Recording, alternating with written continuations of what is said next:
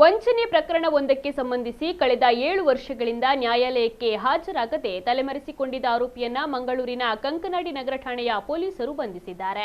ಕೇರಳದ ಕೊಲ್ಲಂ ನಿವಾಸಿ 66 ವರ್ಷ ಪ್ರಾಯದ ಜಯಚಂದ್ರ ಬಂಧಿತ ಆರೋಪಿಯಾಗಿದ್ದಾರೆ. 2019ರಲ್ಲಿ ಆತನ ವಿರುದ್ಧ ಕಂಕನಾಡಿ ನಗರ ಪೊಲೀಸ್ ಠಾಣೆಯಲ್ಲಿ ವಂಚನೆ ಪ್ರಕರಣ ದಾಖಲಾಗಿದ್ದು ಅಂದಿನಿಂದ ಆತ ನಾಪತ್ತೆಯಾಗಿದ್ದ.